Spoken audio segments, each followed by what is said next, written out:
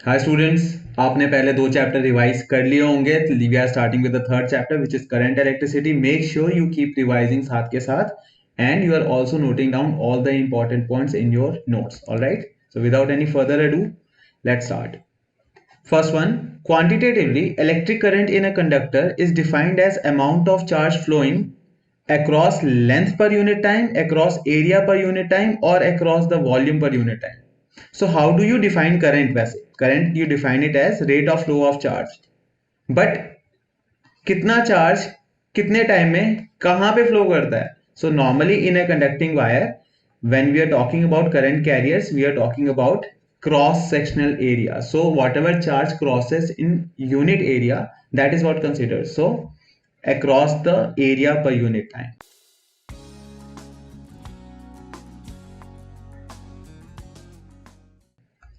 Next, ratio of current density and electric field is called. आपको ये relation याद होगा कि current density is electric field over resistivity. देखो, ऐसे याद करो, I is equal to n e A v d वाला formula, n e A drift velocity वाला. ठीक है, this is the relation between current and drift velocity. A को नीचे ले गए, आई अपॉन ए क्या बना? ये I divided by A becomes your current density J, which is what? Current density की value I, which can also be written as, I की जगह क्या लिख सकते हैं? V upon R. A as it is छोड़ दिया. V is electric field into distance, potential gradient वाला formula, divided by R into वे. E into L divided by R की जगह आप पुट कर सकते हैं रो L upon A multiplied by A. तो यहां से A और A कैंसिल आउट हो गया, L और L कैंसिल आउट हो गया, आपके पास बचा E upon rho. This is the value of J. चलो, ये बात आपको क्लियर हो गई कि करंट डेंसिटी, इलेक्ट्रिक फील्ड और रेजिस्टिविटी का रिलेशन है. हमसे पूछा है the ratio of current density J and electric field E. J upon E लेके जाऊंगा तो इस साइड क्या बचेगा? I will be left with 1 upon resistivity which is known as conductivity. So the right answer is B. Next question, the expression 1 coulomb upon 1 ampere is equal to 1 second is true or false? 1 ampere is what? 1 coulomb divided by 1 second. So if I say 1 second is equal to 1 coulomb upon 1 ampere, this is absolutely true. Next one, SI unit of resistivity. Resistance is defined as rho L upon A. So writing SI units, ohms is equal to resistivity ki I have no idea. Length is meters, area is meter square, so you are left with ohm times meter, that is resistivity.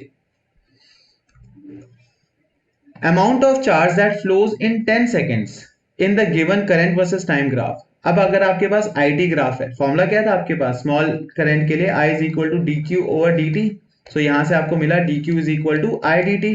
Total charge के लिए आप दोनों side integrate कर दोगे और यही चीज integration वाले फॉर्मेट में using graph you can say this is the area contained within IT diagram. So area आपको निकालना है. So area would be half into base into height. इस triangle का area हो गया 5 into 5 is 25 plus length into breadth, that is 5 into 5 again 25. So this is 25 plus 12.5. 25 plus 12.5 which gives you what? This gives you 37.5. So total charge flowing through it is 37.5 coulombs. Next one, the drift velocity of free electrons in a conducting wire carrying current I is V. So drift velocity is V if current is I. The relation we know is I is equal to NEAVD. So यहाँ पे according to given situation velocity is V, NEAV लिख देते हैं. In another similar metal wire but of double the radius. Radius double कर दिया तो अब की बार द करंट भी 2i. ठीक है, रेडियस भी डबल हो गया, करंट भी डबल हो गया, तो सेम फॉर्मूला यूज करेंगे. करंट की जगह 2i एन ई. एरिया पे क्या फर्क पड़ेगा अगर रेडियस डबल हो गया तो? क्रॉस सेक्शनल एरिया, सबसे पहला क्वेश्चन यही किया था हमने कि ए पर यूनिट एरिया होता है. N pi r square, radius double हो गया तो 4 pi r square, that is 4 times A as compare to the first situation. So n e 4 times A and velocity अब की बार v डैश मान लेते हैं. अगर हम इन दोनों इक्वेशंस को डिवाइड करें 2i upon this equation i into i is equal to NEAV. So what do we get? NeAV cancels out, I cancels out. I am left with 2 is equal to 4 V dash over V. So 2 is equal to 4 V dash upon V. So V dash is equal to V over 2, right? So the answer would be B, V upon 2. A solution of NaCl discharges 1.2 into 10 raised to the power 19 sodium plus ions and 0.4 into 10 raised to the power 19 chlorine minus ions in 2 seconds. Current flowing through the solution is, current is rate of flow of charge. कितना charge flow हो रहा है? Q is equal to N times E. What is total number of electrons flowing here? Up, are these electrons? No, these are not electrons, these are ions. But what is the total number of charge? So charge is always an integral multiple of electron. तो यहाँ पे Q is equal to Ne में N की जगह we are going to use total number of charge particles moving and E की जगह electronic charge. So number is 1.2 into 10 to the power 19 plus 0.4. 1.2 plus 0.4 is 1.6 into 10 to the power 19. And what is electronic charge? 1.6 into 10 to the power minus 19 divided by 2. So 1.6 in times 1.6 is what? 2.56 divided by 2 is 1.28, and that will be our answer. Two cells of EMFs approximately 5 volt and 10 volt are to be accurately compared using a potentiometer of length 400 centimeter. Okay. The driver cell should have voltage of 8 volts. No. Potentiometer circuit में driver cell जो external cell होता है, main जो circuit को drive करता है, उसकी value किसी भी सेल से ज्यादा ही होनी चाहिए. सो हमारा एक सेल है 5 वोल्ट का, एक है 10 वोल्ट का, उन दोनों की ईएमएफ से ज्यादा 10 वोल्ट के ऊपर कोई भी वैल्यू चलेगी. So that the driver cell is in a condition to balance the other two cells, है ना, जिसको हम कंपेयर करें, जिसका इंटरनल रेजिस्टेंस निकालें. So B option sounds correct. The driver should have a voltage of V greater than 10 V. Potentiometer can have a variable potential gradient. No. And potentiometer is used for comparing resistance and not voltages. That is wrong. Variable potential gradient क्यों नहीं होता? यही तो potentiometer का basic ideology, basic concept है कि potentiometer की wire के cross potential gradient which is potential drop per unit length is always constant. Next question. The current through question mark is, now in this diagram, this is the question mark area. एक side से 3 ampere और 4 ampere, they are combining up and they will be forming 7 ampere. But from another junction 12 ampere is going out. So incoming equal to outgoing. There must be an incoming current of 5 ampere so that 5 and 7 add up to make 12 ampere. So 5 ampere should be coming in. और यहाँ पे लिखा है arrow, question में majorly outwards दिया हुआ था, पूछा था what is the answer. So answer should be -5 ampere because -5 is going out. That means 5 ampere is coming in and that is what making it a 12 ampere. Next question. A metal rod of length 2L and rectangular cross section area L into L by 2 is connected to a battery across opposite faces. So this is something like this. हमारे पास एक cuboid structure है, right, और इस structure के across battery connect करनी है. So we have 3 options which is either I connect my battery from across this face and the पीछे वाला face, or I connect it from this side face and that side face, or I can connect it from ऊपर वाला face and नीचे वाला face, right? We can connect it across any two face, but resistance will be maximum. Resistance का formula क्या होता है? R is equal to rho L upon A. So resistance will be maximum when we are acquiring or we are using the maximum length. Numerator में देखो, when we are using the maximum length of the conductor and inversely proportional to area. So we have to use minimum area, right? So if you look at all these values, we have to connect the battery across the larger length this face, है ना, so that more length is used and less area is used. So the battery is connected across which one? L and L by 2 face, right? This out of this, एक length तो 2L हो गया, breath and height में हमारे पास क्या है, एक साइड L है और एक साइड L/2 है. So this is the area space where we are connecting the battery, and that is why the battery is connected across L into L/2 phase. Next question. Consider the following two statements. EMF is the maximum potential difference between the terminals of the battery when it is not in use. Is that statement true? Yes, that statement is correct, and this is the definition of EMF, which is it is the maximum potential difference जब cell को use नहीं करते वो होती है. आपको EMF और potential difference के बीच में डिफरेंस क्लियर होगा, but just in case if it is not, मैं आपको शॉर्ट में फटाफट एक्सप्लेन करता हूं व्हाट इज इट. देखो, इस सर्किट में जो भी करंट फ्लो होगी आए, वो जब इस रेजिस्टेंस के क्रॉस फ्लो होगी तो क्या होगा, यहाँ पे पोटेंशियल ड्रॉप जिसको आप कहते हो I इंटू आर, this is called potential difference, और पोटेंशियल क्रॉस और पोटेंशियल ड्रॉप एक ही वर्ड है. Now this potential drop is how not related to EMF, because हमारे पास एक बैटरी थी जिसकी वैल्यू है E, R. दैट मीन्स इसकी मैक्सिमम वोल्टेज, जब आप बाजार से घड़ी के लिए सेल लेके आते हो उस पर लिखा होता है 1.5 volt, that is it's EMF. But जब हम उस 1.5 वोल्ट बैटरी को घड़ी में लगाते हैं या अपने रिमोट कंट्रोल में लगाते हैं, तो it will not give 1.5 volt to the circuit. It will be giving either 1.3, 1.4, something less than 1.5. क्यों? क्योंकि उस सेल का इंटरनल रेजिस्टेंस ही खुद कुछ ना कुछ वोल्टेज कंज्यूम कर लेता है. तो आउटपुट सर्किट में जितनी वोल्टेज जाती है बची कुछ, that is called potential difference. So coming back to topic, इस सेल को के अक्रॉस अगर मैं एक वोल्ट मीटर लगाऊं अभी, तो what is the reading of volt meter.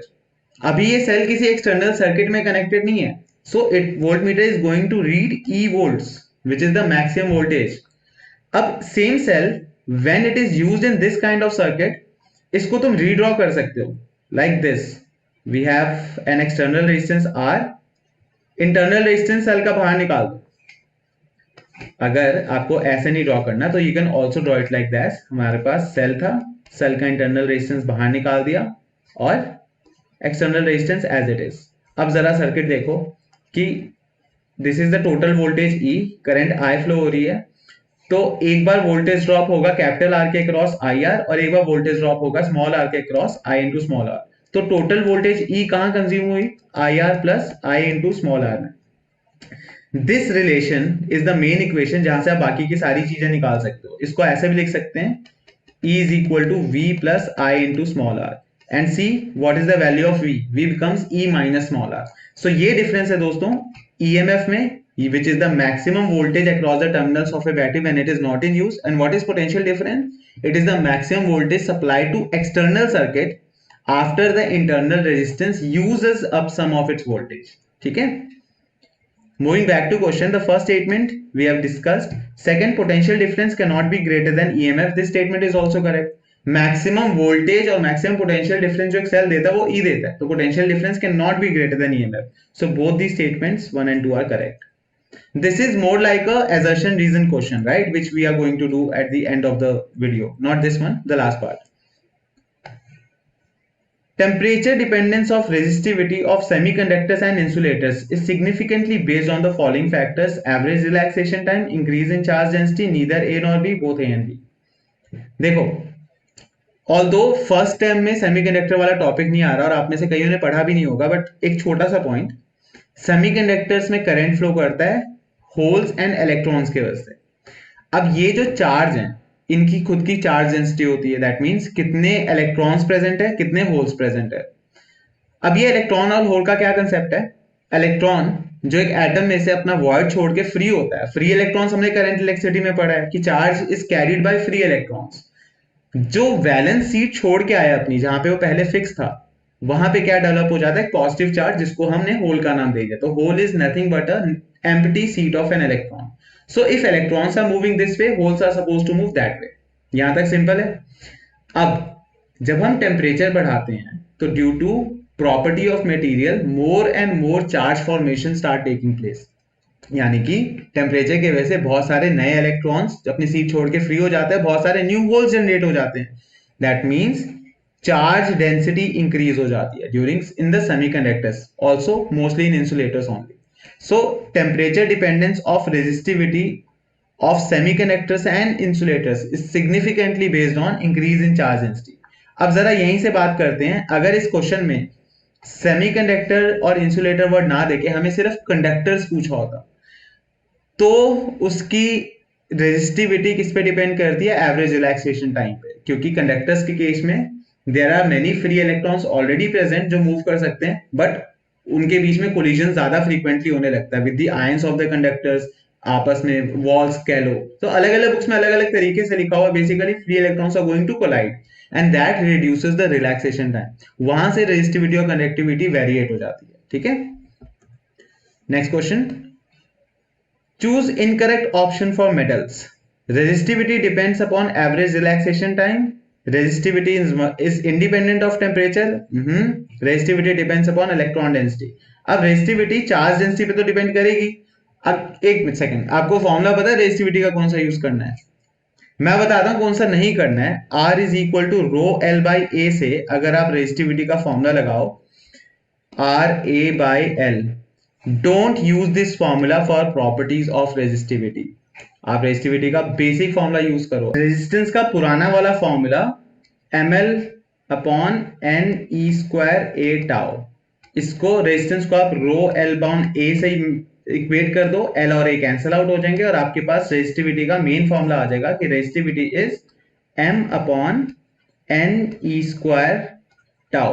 C the expression, tau की वैल्यू डिक्रीज हो गई, रेजिस्टिविटी इंक्रीज हो जाती है। ठीक है, नॉट डायरेक्टली बट इनडायरेक्टली फर्क पड़ता है। Next question. The current in electrolyte is due to both positive and negative ions. Obvious question था। Next question. A conductor having current density 10⁶ ampere per metre and resistivity 10�7 ohm inverse metre inverse has electric field strength of. अब हमें current density, इसका हमने formula शुरू में किया था, electric field पूछी गई है और क्या क्या दिया हुआ है हमें J दिया हुआ है एंड रेजिस्टिविटी दी हुई है। J upon rho electric field का फॉर्मूला था, करेक्ट? फर्स्ट या सेकंड क्वेश्चन में आपने किया था, सही कहा मैंने? नहीं, एक्चुअल फॉर्मूला क्या था? This is a wrong formula. Current density का फॉर्मूला था E अपॉन रो और सिग्मा E। आपने ये फॉर्मूला भी पढ़ा होगा, J is equal to sigma E which is conductivity into electric field. Now using this formula हमारे पास क्या है values? We have electric field intensity, हमें इलेक्ट्रिक फील्ड इंटेंसिटी निकालनी है। So electric field intensity becomes J times rho and J is 10⁶, resistivity is 10⁻⁻7, तो ये सारा कुछ न्यूटन पर कूलम हो जाएगा और हमारे को मिलेगा answer 10⁻⁻1। Next question. The temperature coefficient of resistance. Next question. The temperature coefficient of resistance for a wire is 0.0125 per degree Celsius. At 20 degrees Celsius, its resistance is 1 ohm. The temperature at which resistance becomes 2 ohms. क्या क्या दिया हुआ है? Formula क्या लगेगा? आप formula temperature coefficient वाला ये लगाओगे, RT is equal to R01 plus alpha delta T। क्या क्या टर्म्स है? RT is specific temperature at T, RT is specific resistance at or anything. RT is final resistance at T degree Celsius and R0 is initial resistance at whatever degree Celsius जो हमें starting में दिया था। इस फॉर्मूले से familiar नहीं हो तो आप ये फॉर्मूला भी यूज कर सकते हो, R2 is equal to R1 into 1 plus alpha delta T. Okay, R1 into 1 plus alpha delta T. Now what is R2? R2 is the final resistance, 2 ohms दिया हुआ है। R1 is initial resistance 1 plus alpha की value 0.0125 into delta T, which is final temperature minus initial temperature। अगर आप इस term को solve करो, 1 नीचे गया, 2/1 is 2, ये वाला मन माइनस में आ गया, 2 - 1 is 1, सो हमारे पास बचा 1 is equal to 0.0125 times delta T। So delta T क्या हो जाएगा? 1 divided by 0.0125। 0.0125 को आप लिख सकते हो अपॉन 10⁴, वो 10⁴ ऊपर चला जाएगा, 1 2 3 4 0 ऊपर। अब आप इसको काटो ऊपर नीचे, 25 5 125, 25 4 100, 400 by 5, which is 80. So delta T is equal to 80. Delta T is what? Final minus initial. Final temperature, no idea, T लिख लेते हैं. Initial temperature 20 degree is equal to 80. So T is equal to 80 plus 20, and the answer would be 100 degrees Celsius. Next, consider the following statements and choose the correct option. Alloys have high value of resistivity. So the reason हम alloy से standard resistors बनाते हैं, that is because number one, yes, it has high resistivity. Number two, it has very low value of alpha, which is temperature coefficient of resistance. Due to which होता क्या है? अच्छा देखो, अगर मुझे standard resistor बताना है, standard resistance means मेरे देश में, मेरी प्लेस में, मेरी जगह पे इस रेजिस्टेंस की वैल्यू है, इस रेजिस्टेंस की वैल्यू है 10 ohms. So I want the value to be same in US, बहुत ही ठंडे एरिया में जहां पे बर्फ ही रहती है साल के 12 महीने. बट उस जगह, यहाँ पे ऐसी बर्फ नहीं है, तो यहाँ पे एक रेजिस्टेंस है. वहां पे जब, जहां पे बहुत बर्फ है, वहां पे कोई साइंटिस्ट आए और इसको मेजर करो, इसका रेजिस्टेंस एग्जैक्टली उतना ना है. क्यों? टेम्परेचर डिक्रीज हो गया, रेजिस्टेंस की वैल्यू भी कम हो जाएगी. तो रेजिस्टेंस टेम्परेचर पे जब डिपेंड करता है, तो हमारे पास रिलेशन था जो आपने पिछले क्वेश्चन में पढ़ा, R T is equal to R naught 1 plus alpha delta T. So alpha which is temperature coefficient of resistance, इसकी वैल्यू से फर्क पड़ता है. तो अगर अल्फा की वैल्यू किसी एलॉय या कंडक्टर या मेटल के लिए काफी कम हो, तो इट विल नॉट, तो क्या होगा, उसकी रेजिस्टेंस की वैल्यू कम नहीं होगी, बहुत ज्यादा फर्क नहीं पड़ेगा अगर आप उसको दूसरी जगह लेके जाते हो. That is what alpha is important. Also another reason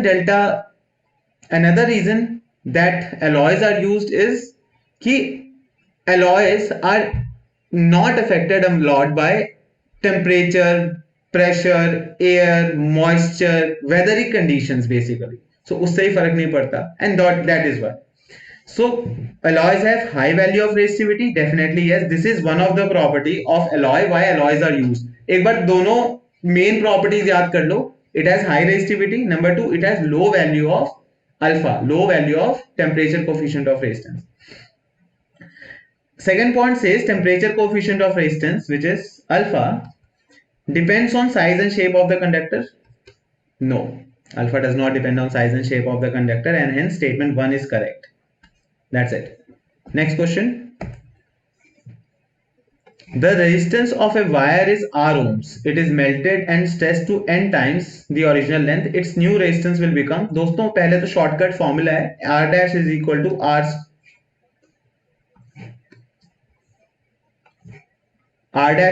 to n square R.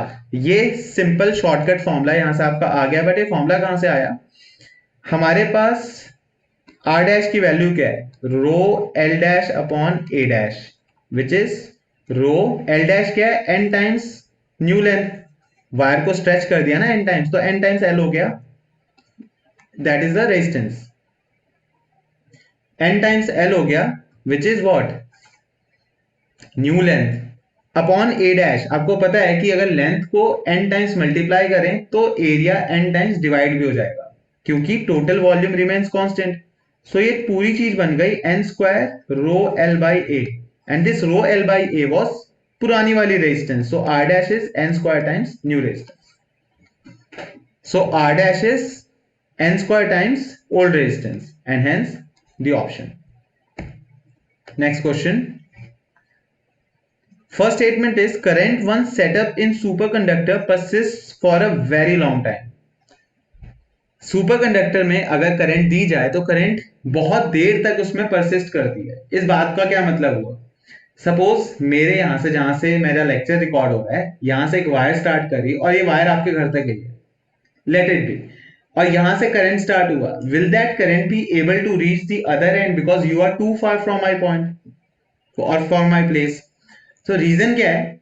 Current drops because of resistance. Current की वैल्यू चेंज होती है, वोल्टेज ड्रॉप होता है, उससे करंट को, current is rate of flow of charge. Longer the length, lesser will be the what? The distance up to which current will flow, because dissipation, energy use होगी, सब कुछ होगा.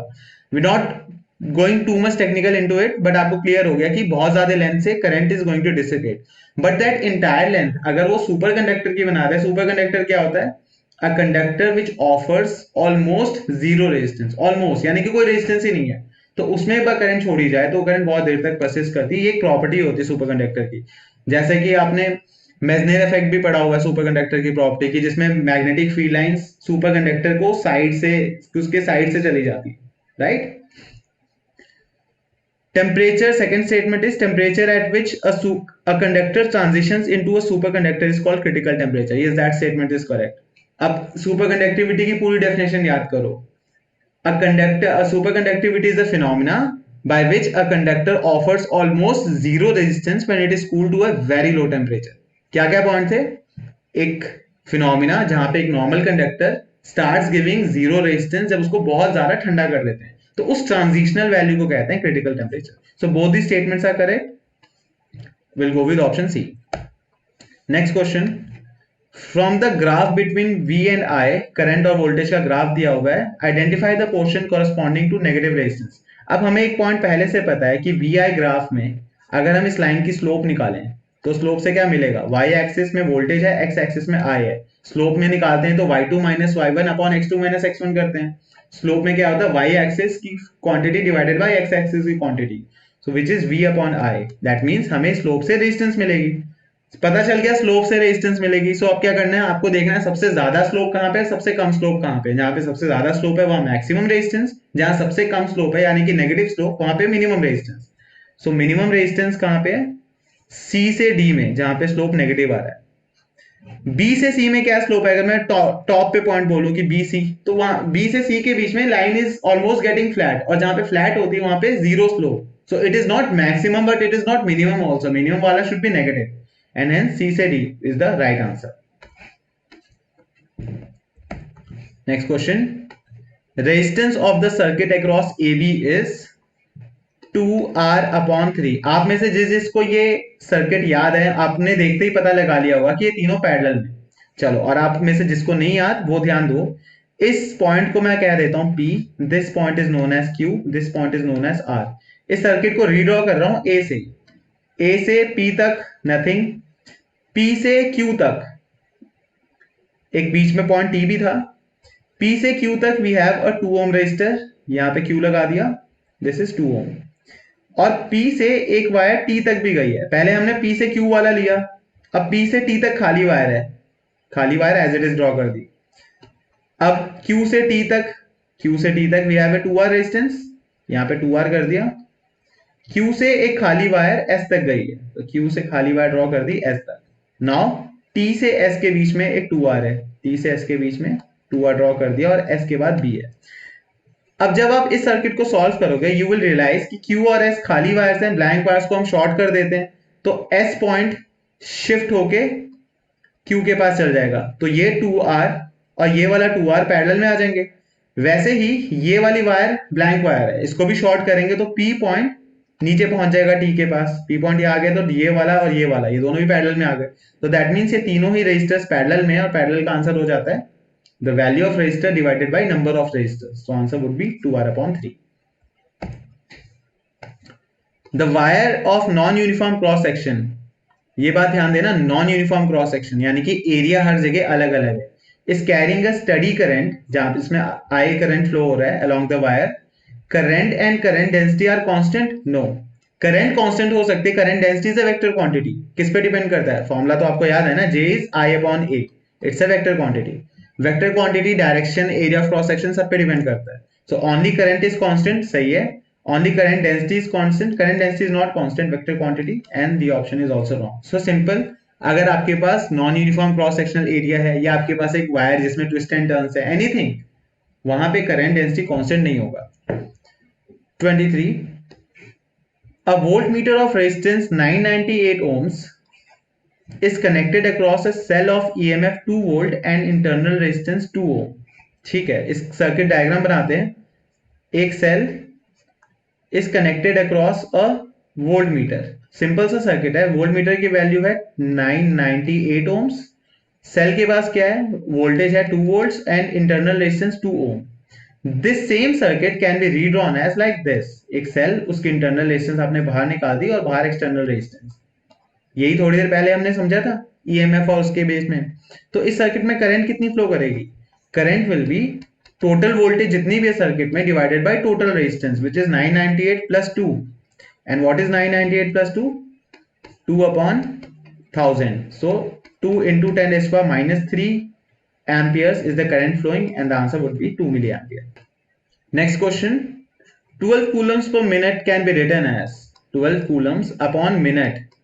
मिनट को seconds में करो जरा, क्या हो जाएगा 12 coulombs upon 60 seconds which is coulomb per second.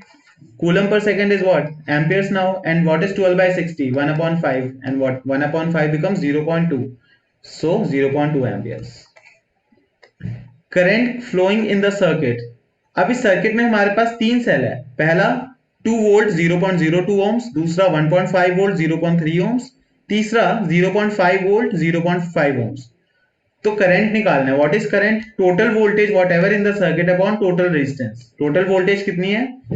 2 plus 1.5 plus 0.5 which is 4 and total resistance is हमारे पास total resistance है 0.2 plus 0.3 plus 0.5 which is 1. So the answer would be 4 amperes. Okay.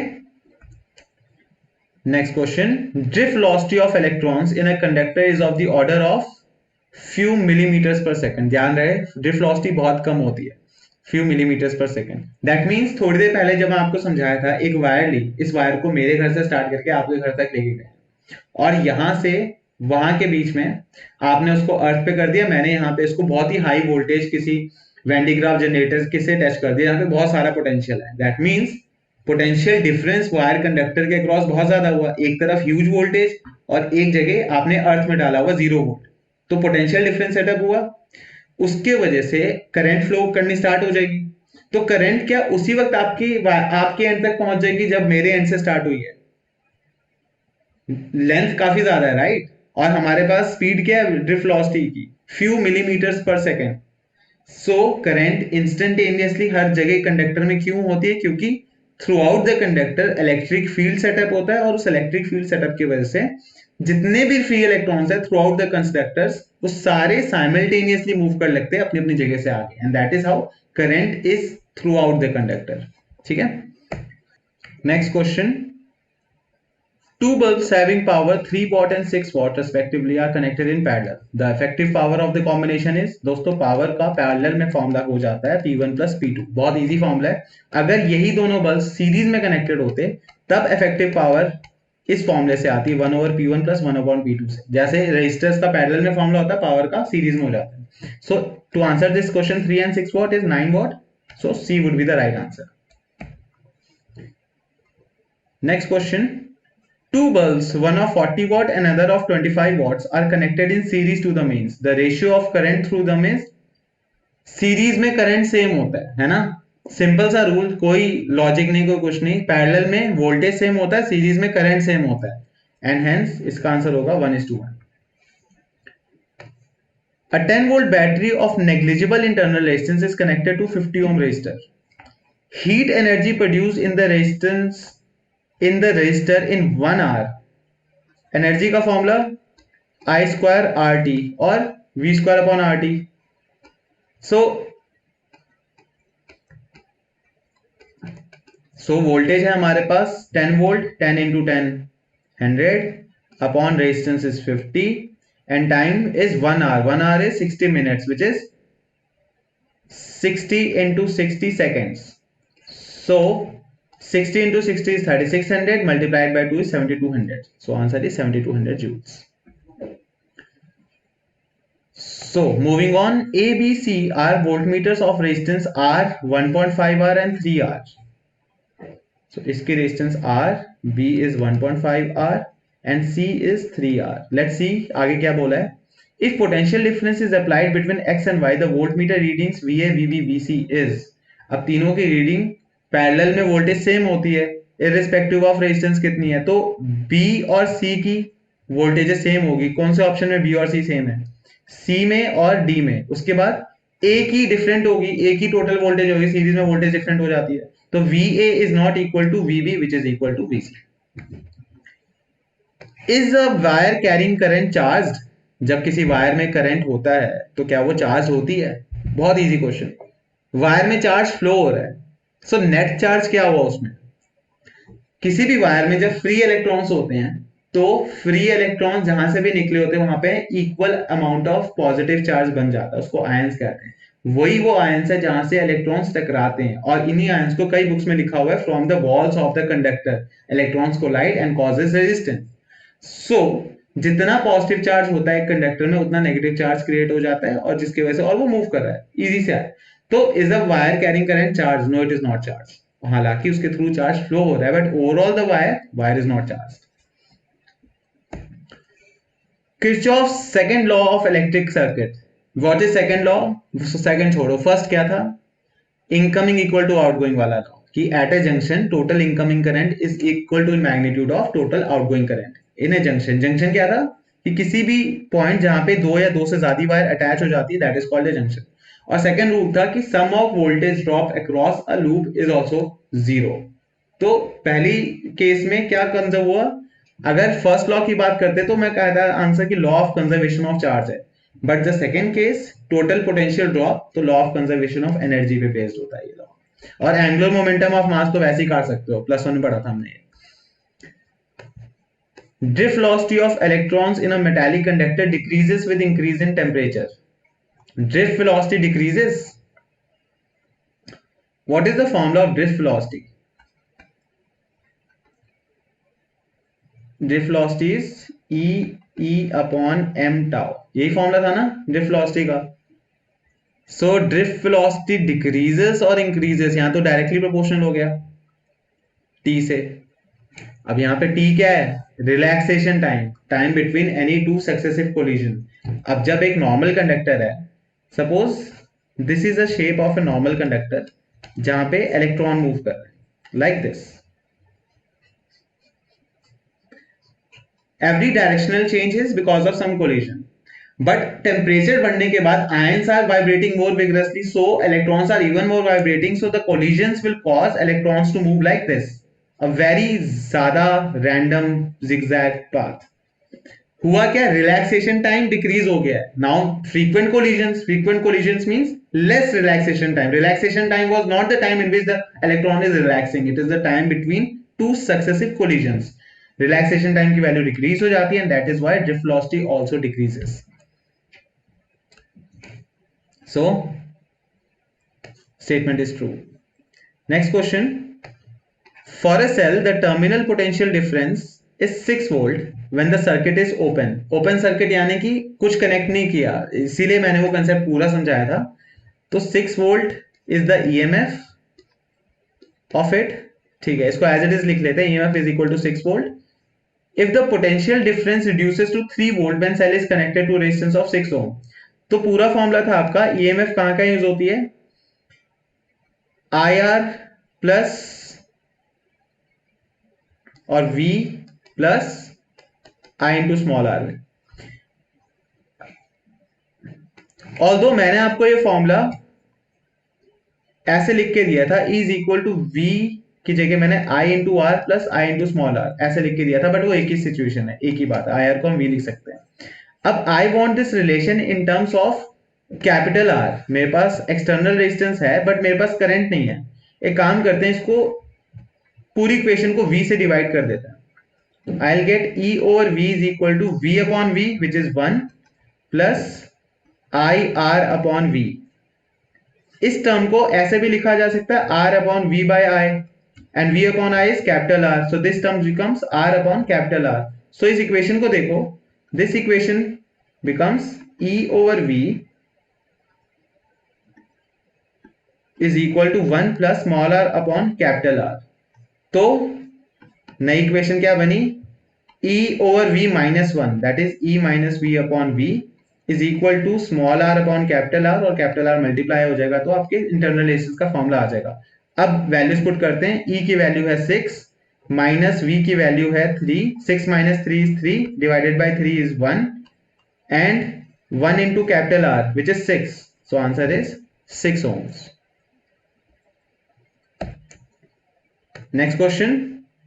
Sensitivity of a potentiometer can be increased by increasing the length of potentiometer wire. This statement is absolutely true because potentiometer का basic फंडा क्या था, working theory, working principle behind potentiometer is that potential gradient constant होता है. What is potential gradient? Drop in potential voltage drop upon length, कितने distance में. तो अगर आप वो लेंथ को इंक्रीज कर रहे हो तो ऑब्वियसली पोटेंशियल ग्रेडियंट की वैल्यू बढ़ेगी, है ना.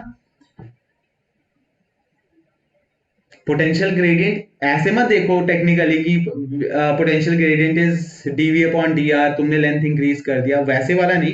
मैं कह रहा हूं टोटल लेंथ अगर इंक्रीज होगा तो पोटेंशियल ग्रेडियंट और ज्यादा एक्यूरेट हो जाएगा. Getting it? Sensitivity of potentiometer can be increase by reducing the current in main circuit. Current को रिड्यूस करके मेन सर्किट का नहीं, पोटेंशियोमीटर की सेंसिटिविटी सिर्फ उसके लेंथ और पोटेंशियल ग्रेडियंट पे डिपेंड करती है. So statement 1 is correct. A potentiometer wire is 100 cm long. Two cells are connected in series. First to support one another. Support one another का मतलब हुआ they are connected in series like this. Plus minus.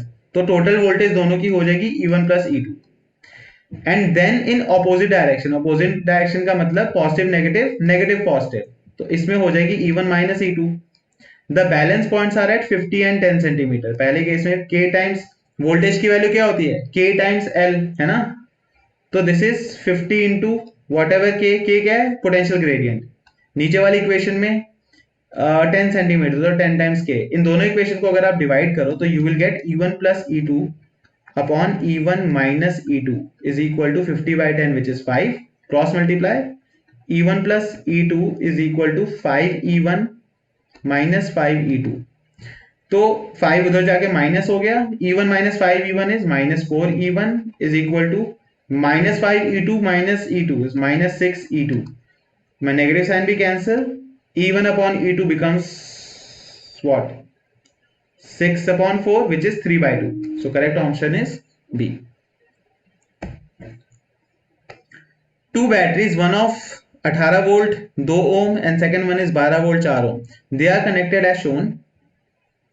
The voltmeter V will show a reading of. अगर दो sales parallel में connected होते हैं तो what is the formula do we use? We use effective EMF का which is E1 upon R1 plus E2 upon R2. E1 क्या है? 18 अपॉन 3 become 6. E1 upon R1 plus E2 upon R2 12 upon 4 3. So 6 plus 3 makes it 9 volt. That's the answer. So formula फिर से याद कर लो. E effective और R effective. E effective का formula क्या था? 1 upon E1 upon R1 plus E2 upon R2. Next question. N cells of EMF E and internal resistance R connected in parallel and are connected to an external resistance R. Then current is. Current की value पूछी है. How many cells? N cells of EMF E are connected in parallel. तो ऐसे बहुत सारे sales parallel में लगा दिए. 1 2 3 4 5, बहुत सारे n नंबर ऑफ सेल्स. तो टोटल इफेक्टिव वोल्टेज पैरेलल में वोल्टेज सेम है तो टोटल इफेक्टिव वोल्टेज E ही रहेगी. एक्सटर्नल रेजिस्टेंस R है और कोई सी रेजिस्टेंस बची? हर एक सेल की इंडिविजुअल रेजिस्टेंस बच गई जो पैरेलल में कनेक्टेड है. R ओम्स के n रेजिस्टर्स पैरेलल में कनेक्टेड है तो इफेक्टिव वैल्यू हो जाएगी उनकी R upon n. So correct option would be B. ठीक है, E upon R by n plus R. Next. The resistance of a metal wire increases with increasing temperature on account of. resistance कब बढ़ती है? Decrease in relaxation time, decrease in free electron density.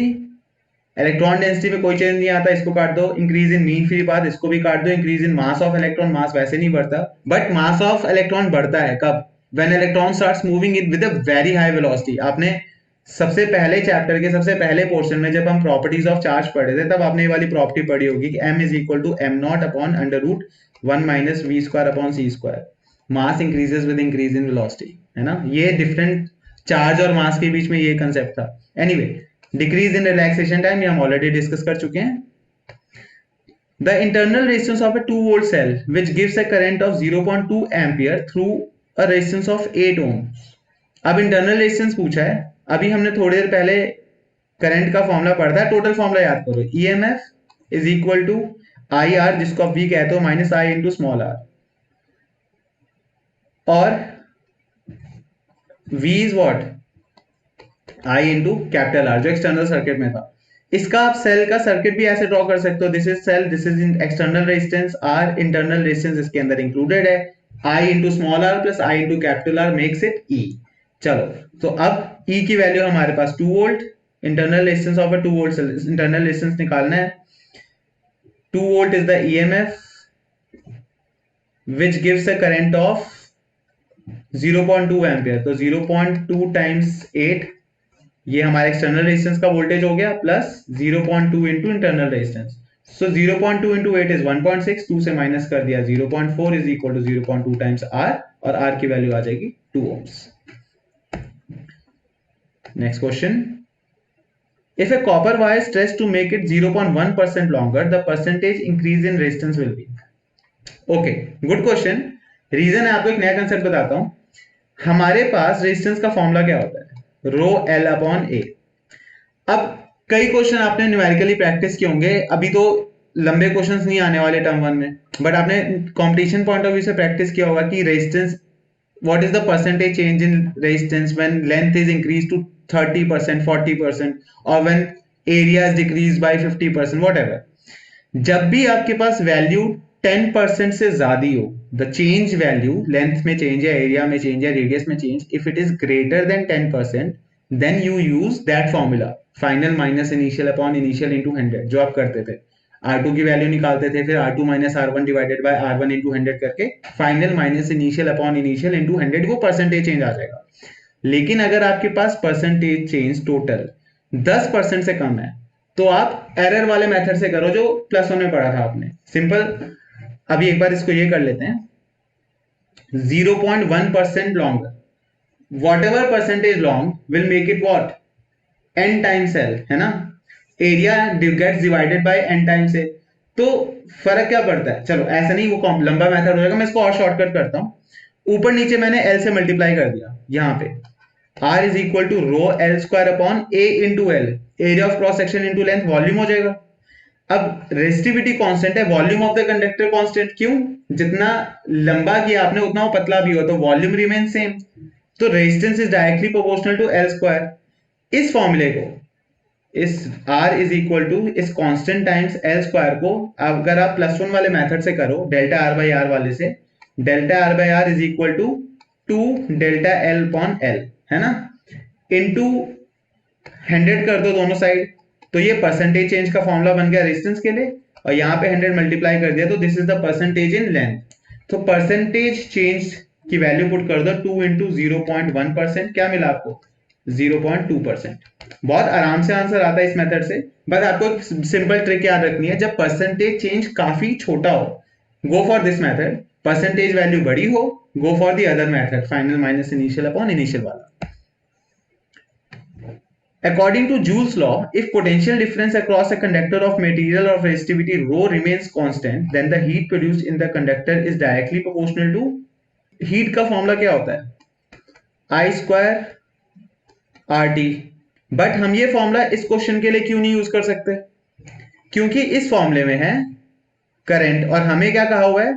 हमें कहा हुआ है if potential difference remains constant. तो ऐसा formula use करो जिसमें पोटेंशियल डिफरेंस हो. तो नेक्स्ट फॉर्मूला चूज किया हमने, v square upon r into T वाला. अब v कांस्टेंट है, तो ये भी कांस्टेंट हो गया, ये भी कांस्टेंट हो गया. Time, heat is inversely proportional to r, r is rho L by A, तो heat is inversely proportional to resistivity. तो डायरेक्टली प्रोपोर्शनल टू किससे हो गया?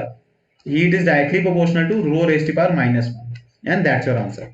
Next question. 2 bulbs are marked 100 watt, 200 volt are connected in series across 200 volt supply.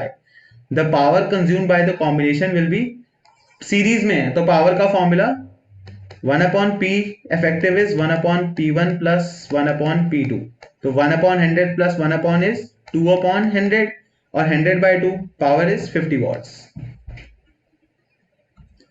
2 bulbs each marked 100 what 200 volt are connected in parallel. अब की बार parallel में connect कर दिया तो टोटल पावर कंज्यूम कितना हो जाएगा?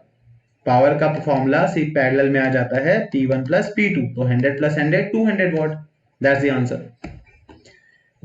A 10-degree rise in temperature is observed in a conductor by passing a current.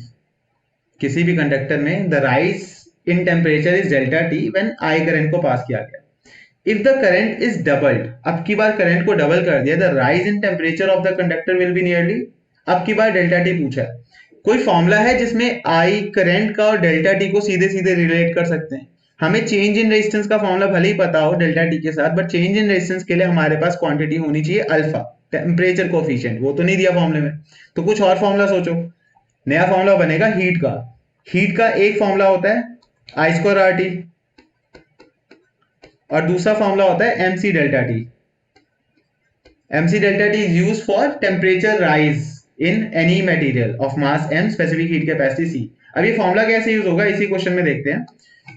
First case में करंट I है, पासिंग अ करंट, इस करंट को मैं I बोल देता हूं क्योंकि उसके बाद करंट को हमने डबल कर दिया तो वो बन जाएगा 2I। तो एक बार इस इक्वेशन में I पुट करो, एक बार 2I, तो I के हिसाब से डेल्टा टी ऑलरेडी है और डेल्टा टी की वैल्यू है हमारे पास 10 डिग्री सेल्सियस।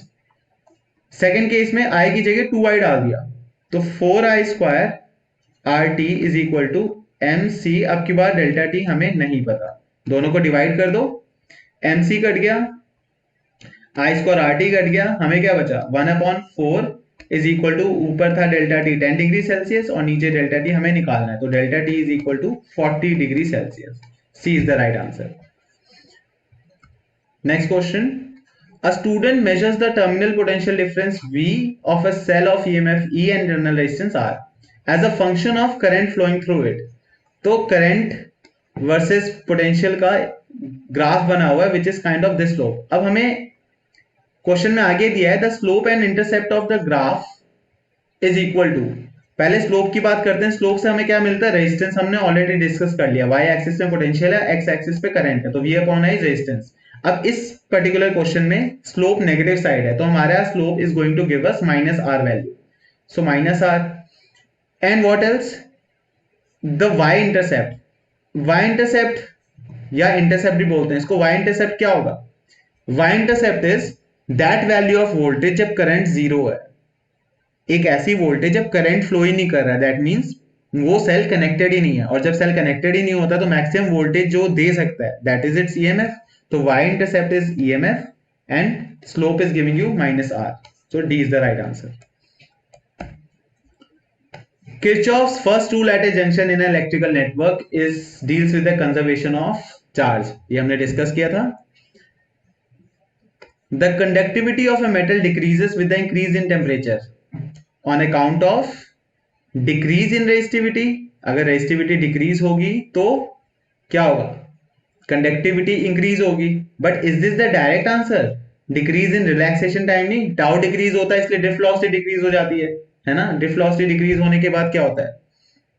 अल्टीमेटली रेजिस्टेंस बढ़ती है, हम सबको पता है, रेजिस्टिविटी बढ़ती है, रेजिस्टेंस बढ़ता है। सो दो ऑप्शन आपके पास सही है। You think which one is the most appropriate, and to help you the right answer would B